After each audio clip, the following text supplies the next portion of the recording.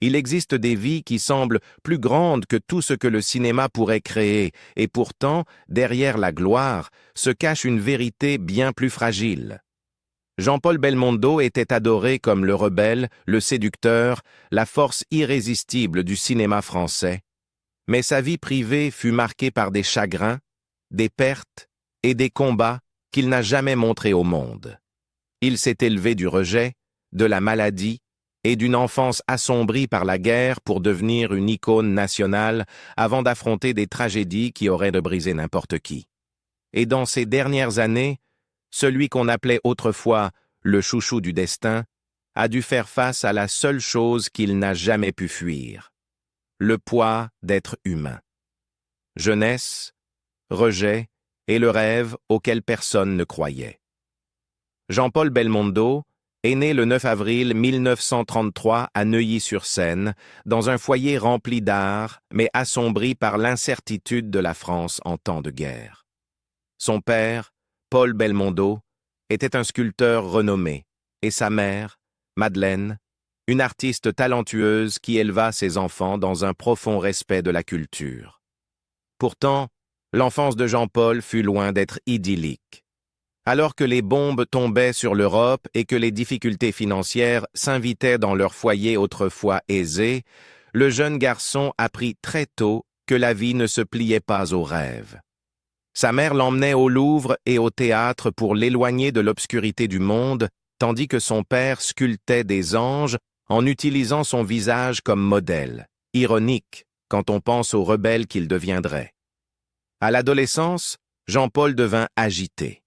L'école lui semblait une prison, et ses professeurs ne voyaient en lui ni un artiste en devenir, ni un enfant sensible, mais un fauteur de troubles indiscipliné. Il fut expulsé plusieurs fois pour bagarres, plaisanteries et refus d'obéir aux règles. Pour canaliser son énergie débordante, il se tourna vers le sport. Il essaya le cyclisme, puis le football, avant de découvrir la boxe, une discipline qui transforma son corps autant que son identité. Avec son sourire de travers et la confiance d'un combattant, Belmondo devint champion de boxe poids welter de Paris à l'adolescence. Mais ses victoires furent de courte durée. Après avoir contracté la tuberculose, il dut abandonner le sport qu'il aimait. Et cette perte ouvrit une nouvelle voie. L'idée de devenir acteur le hantait depuis l'enfance, mais dès qu'il en parla, il fut accueilli par un mépris brutal. Un directeur de la Comédie Française, ami de son père, le regarda à peine avant de déclarer qu'il n'était pas fait pour la scène. Même après 3 tentatives d'entrée au Conservatoire national d'art dramatique, il fut recalé 2 fois. Lorsqu'il obtint enfin une place en 1952, l'accueil fut glacial. Ses professeurs se moquaient de sa tête de voyou, de son nez de boxeur et de son sourire de travers, qui deviendrait plus tard sa marque de fabrique. L'un d'eux affirma même « Belmondo ne réussira jamais avec une tête pareille ». Mais Jean-Paul ne se laissa pas abattre. Au contraire, le rejet affûta sa détermination. Il séchait les cours, se disputait avec ses camarades et poursuivait l'art dramatique à sa manière, en jouant dans des productions théâtrales tout au long des années 1950. Personne n'imaginait alors que ce jeune homme au visage cabossé deviendrait un jour une star. Il n'avait ni la beauté classique, ni l'élégance soignée, ni la perfection hollywoodienne. Mais il avait quelque chose d'autre, un charisme brut, magnétique, impossible à ignorer, qui n'attendait que le bon moment pour exploser. Et ce moment arriverait bien plus tôt que quiconque ne l'aurait cru. Godard, à bout de souffle, est l'ascension d'un rebelle du cinéma. À la fin des années 1950, Jean-Paul Belmondo luttait encore pour obtenir la reconnaissance d'une industrie qui ne savait pas vraiment quoi faire de lui. Ses premiers rôles étaient modestes, de brèves apparitions dans des comédies et des drames qui ne laissaient guère deviner l'étendue de son talent. Mais le destin prit la forme d'un jeune critique devenu réalisateur, Jean-Luc Godard. Godard avait perçu chez Belmondo une énergie électrique, quelque chose que ses professeurs d'art dramatique n'avaient jamais reconnu. Il le choisit d'abord pour le court-métrage « Charlotte et son Jules ». Une performance brève mais intense qui révélait déjà la présence naturelle de Belmondo à l'écran. Puis, en 1959, Godard prit une décision qui allait changer le cinéma français pour toujours. Il fit de Belmondo le premier rôle d'un long-métrage expérimental intitulé « À bout de souffle ». Le film fut tourné dans les rues de Paris avec une caméra portable, presque sans scénario, et une liberté d'improvisation qui terrifiait les cinéastes traditionnels. Mais pour Belmondo, c'était une libération. Godard écrivait le dialogue chaque matin et le lui donnait quelques minutes avant de tourner. Il n'y avait pas de marques au sol, pas de longues tirades à prêter, pas d'éclairage sophistiqué. Belmondo n'avait qu'à exister devant la caméra, et il le fit avec une assurance qui semblait révolutionnaire. Son interprétation de Michel Poicart, petit voyou au charme plus profond que sa morale, introduisit un nouveau type de héros, imprudent, magnétique et farouchement vivant. Il fumait, plaisantait, draguait, mentait et courait dans les rues comme un homme conscient que tout pouvait s'arrêter d'un instant à l'autre. À bout de souffle, sorti en 1960 et devint un phénomène international. Les critiques furent stupéfaits. Les jeunes spectateurs devinrent obsédés. Du jour au lendemain, on voulut s'habiller comme Belmondo, parler comme Belmondo et adopter sa démarche insouciante. Le cinéma français n'était plus enfermé dans les studios. Il devenait brut, spontané, imprévisible. Et Belmondo, autrefois rejeté pour sa tête de voyou, était devenu le visage même de la nouvelle vague. Mais la célébrité s'accompagne de choix. Hollywood s'intéressa très vite à lui proposant des opportunités lucratives, mais Belmondo refusa. Il ne voulait pas être façonné par une autre industrie, ni enfermé dans des stéréotypes. Il souhaitait travailler en France, dans des films qui correspondaient à son goût pour l'aventure, l'improvisation et la prise de risques artistiques. Dans les années qui suivirent, il navigua librement entre cinéma d'auteur et films commerciaux à grand succès, un exploit rare. Il donna la réplique à Sophia Loren dans La paysanne aux pieds nus, travailla avec Jean-Pierre Melville dans Le Doulot et Léon Morin, prêtre, et collabora avec François Truffaut dans La sirène du Mississippi. Au milieu des années 1960, Belmondo n'était plus seulement une étoile montante, il était un véritable phénomène. Pourtant, derrière les cigarettes, le charme et son image de rebelle, il entrait dans une vie privée faite de tourments, de passions et de chagrins qui allaient rivaliser avec les rôles les plus intenses de sa carrière. Amour, trahison et les femmes qui l'ont brisé. À mesure que la carrière de Jean-Paul Belmondo explosait, le chaos de sa vie personnelle grandissait aussi. Il s'était marié très jeune, à seulement 20 ans, avec la danseuse Élodie Constantin, qu'il avait affectueusement rebaptisé du nom d'un personnage de la pièce qu'il jouait alors. Ensemble, ils fondèrent une famille et accueillirent 3 enfants, Patricia, Florence et Paul. Mais à mesure que la célébrité de Belmondo montait, la frontière entre l'adoration du public et ses responsabilités familiales devint floue. Élodie ferma les yeux sur de nombreux flirts sans importance, les considérant comme le prix à payer pour aimer un homme aussi charismatique. Mais en 1965, tout bascula. Pendant le tournage de « Les tribulations d'un Chinois en Chine », Belmondo rencontra Ursula Andress, la légendaire James Bond girl dont la beauté fascinait le monde entier. Leur alchimie fut immédiate, volcanique, impossible à dissimuler. Andress divorça de son mari pour vivre avec lui, et leur relation passionnée dura 7 ans, le même nombre d'années que beaucoup des futures histoires d'amour de Belmondo. Pour Élodie, cependant, ce fut la blessure de trop. Après 13 ans de mariage, elle demanda le divorce, surprenant Belmondo malgré le fait qu'il savait l'avoir poussée à cette rupture. Il continua de subvenir aux besoins de ses enfants, mais le dommage émotionnel fut irréversible, surtout pour Patricia, qui souffrit profondément de la séparation. Sa relation avec Andress fut tout aussi tumultueuse. Ils s'aimaient avec intensité et se déchiraient avec la même ardeur. Andress, jalouse et émotionnelle, tenta un jour de se faire du mal lors d'une rupture, anéantie par l'infidélité de Belmondo. Mais aussi dramatique que leur romance ait été, il refusa toujours de l'épouser. Rapidement, une autre femme entra dans sa vie, l'actrice italienne Laura Antonelli. Elle quitta son mari pour Belmondo, et pendant 7 ans, ils vécurent ce qu'ils appelaient un mariage de week-end, se retrouvant entre Rome et Paris. Mais Laura voulait de la liberté, tandis que Belmondo recherchait la dévotion. Leur séparation la détruisit. Elle sombra dans la dépression et l'alcool, hantée par ce qu'elle avait perdu. Sa relation suivante, avec le mannequin de 19 ans Maria Carlos Sotomayor, fut tout aussi houleuse. Belle, capricieuse et infidèle, elle refusa également le mariage malgré leurs 7 années de relation. Lorsqu'ils se séparèrent, elle lui offrit un chiot terrier accompagné d'un mot cruel. « J'espère que tu trouveras le bonheur au moins avec cette chienne. » Ce fut l'une des ruptures les plus célèbres et les plus cruelles de la vie mondaine française. À travers tout cela, la réputation de séducteur de Belmondo ne fit que grandir.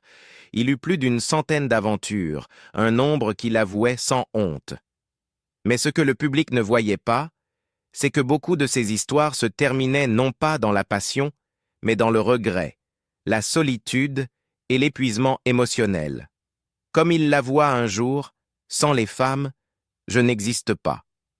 Pourtant, les femmes qu'il choisit furent à la fois sa plus grande joie et la source de ses blessures les plus profondes.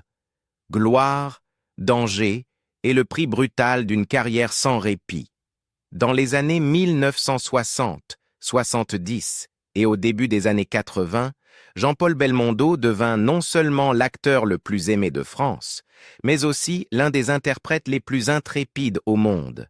Alors que beaucoup de stars s'appuyaient sur des doublures, Belmondo insistait pour réaliser presque toutes ses cascades lui-même, sautant de toit en toit, s'accrochant à des hélicoptères, conduisant des voitures à des vitesses folles, allant même jusqu'à se tenir sur l'aile d'un avion en vol dans L'Homme de Rio. Il traitait le danger avec la même désinvolture que d'autres acteurs traitent les répétitions. Cette témérité alimenta sa légende, mais en fit aussi un lourd tribut. En 1970, il partagea l'affiche de Borsalino avec son rival Alain Delon, et la tension hors caméra reflétait l'intensité de leurs personnages.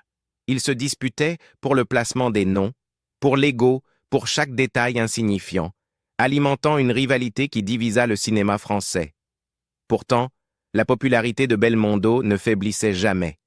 Des films comme L'Homme de Rio, 100 000 $ au soleil, Pierrot le Fou, Le Voleur, Docteur Popol et Paris brûle-t-il confirmèrent son statut d'acteur polyvalent, capable de passer de la satire à l'action, puis au drame avec une étonnante aisance.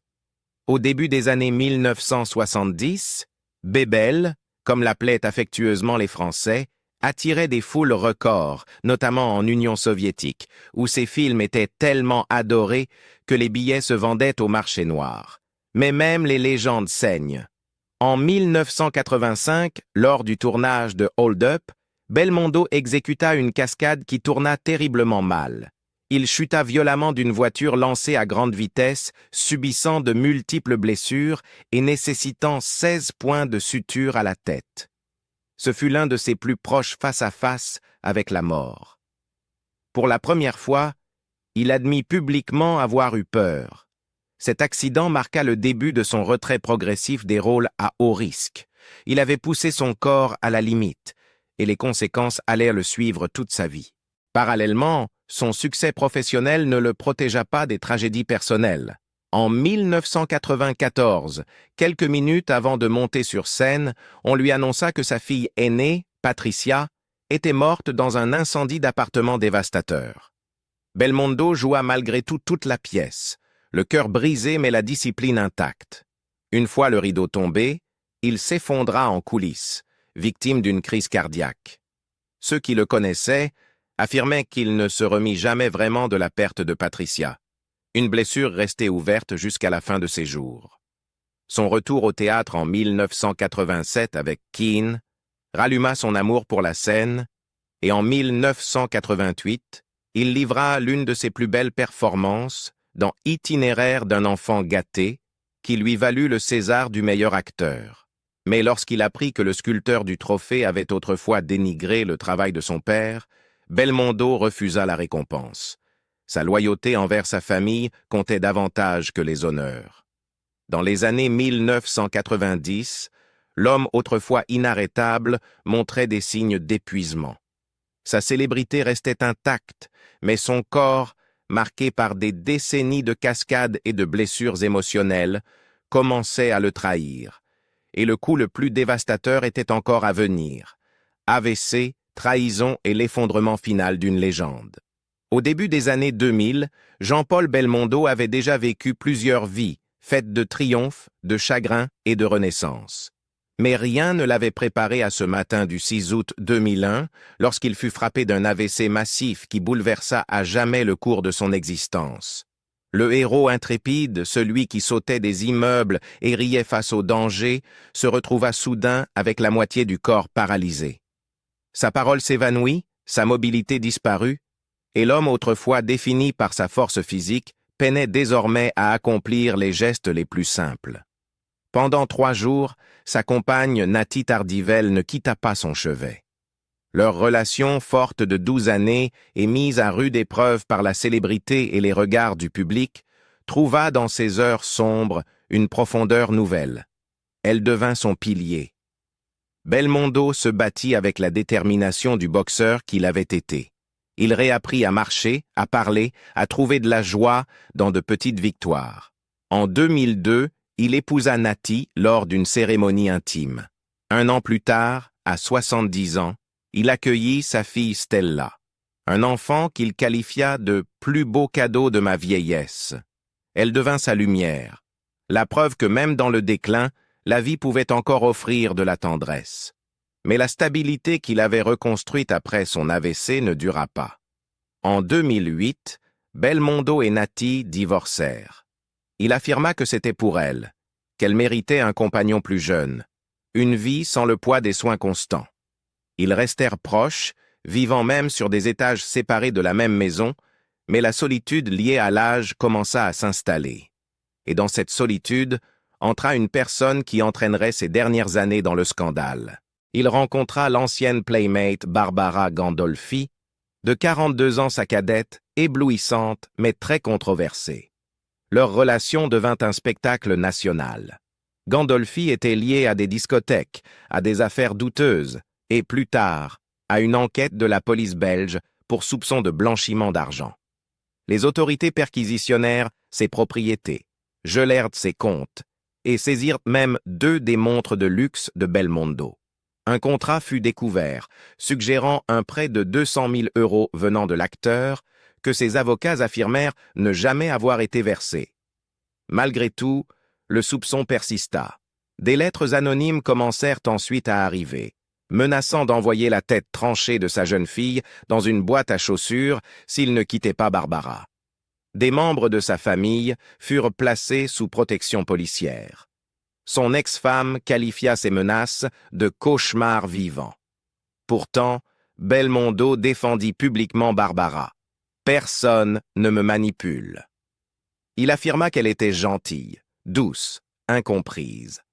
Le monde observa avec inquiétude la légende vieillissante, affaiblie par la maladie, s'accrocher à une relation que beaucoup jugeaient destructrice. Finalement, il se sépara d'elle et vendit la villa qu'il partageait. Mais le mal était fait.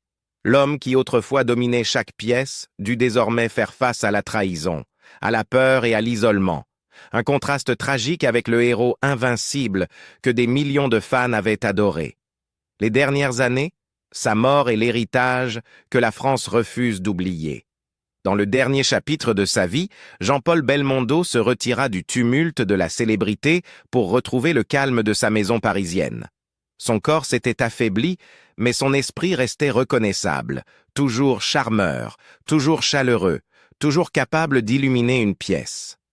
Il passait la plupart de ses journées entouré de sa famille, en particulier sa fille adorée Stella et son fidèle chien Chippy, un cadeau de Brigitte Bardot. Celui qui autrefois remplissait les salles de cinéma trouva désormais sa joie dans de petites choses. Des conversations avec ses petits-enfants, des après-midi tranquilles dans son jardin et les visites de ses enfants qui l'avaient guidé à travers tant de tempêtes. Sa carrière cinématographique s'acheva en 2015, mais pas avant qu'il n'offre à ses fans une dernière performance, fragile et bouleversante. Dans Un homme et son chien, il insista pour apparaître tel qu'il était réellement, affaibli, marqué par l'AVC, dépourvu de tout artifice.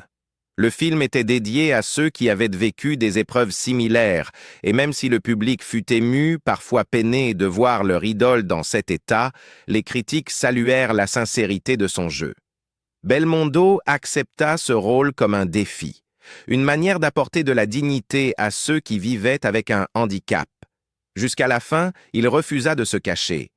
Malgré ses problèmes de santé, Belmondo continua d'être honoré pour son impact extraordinaire sur le cinéma. En 2016, il reçut le Lion d'Or pour l'ensemble de sa carrière. En 2019, il fut promu grand officier de la Légion d'honneur, l'une des plus hautes distinctions françaises. Lors des Césars, il reçut une standing ovation de 2 minutes, un moment si fort qu'il émut toute la salle. C'était l'hommage d'un pays à un homme qui avait façonné des générations de cinéastes, de spectateurs et d'acteurs grâce à son audace, sa grâce et son authenticité. Le 6 septembre 2021, Jean-Paul Belmondo s'est éteint paisiblement à son domicile parisien. Son avocat le résuma ainsi: « Il était très fatigué depuis un certain temps. Il est mort paisiblement. » Mais la réaction en France fut tout sauf paisible. La nouvelle de sa mort traversa le pays avec le poids d'une tragédie nationale. Le président Emmanuel Macron le qualifia de « trésor national » et les chaînes de télévision bouleversèrent immédiatement leur programme pour diffuser des marathons de ses films, attirant plus de 6,5 millions de téléspectateurs en une seule nuit. Un hommage national fut organisé aux Invalides, où son cercueil arriva sous des applaudissements nourris. Le Chi Mai d'Ennio Morricone, issu du film Le Professionnel, résonna dans la cour alors que la France pleurait l'un de ses plus grands héros. Le lendemain, il fut inhumé à Saint-Germain-des-Prés, avant que ses cendres ne soient placées aux côtés de celles de son père, le sculpteur Paul Belmondo, au cimetière du Montparnasse, une dernière réunion entre l'artiste et le fils qui avait porté son héritage. La mort de Jean-Paul Belmondo marqua la fin d'une époque. Il avait été le visage de la nouvelle vague, le roi du cinéma d'action, le rebelle qui changea les règles et le séducteur qui aimait trop passionnément. Mais avant tout, il demeura profondément humain, imparfait, passionné, blessé, mais éternellement inoubliable. Jean-Paul Belmondo a vécu une vie faite de triomphes, de douleurs et de moments inoubliables qui ont marqué des générations de cinéphiles. Son parcours nous rappelle que même les plus grandes légendes portent des combats silencieux que le monde ne voit jamais. Quel est le film de Belmondo qui vous a le plus marqué au fil des années? Si vous avez apprécié cette vidéo, n'oubliez pas de liker, partager et vous abonner pour découvrir d'autres histoires sur la vie derrière les légendes.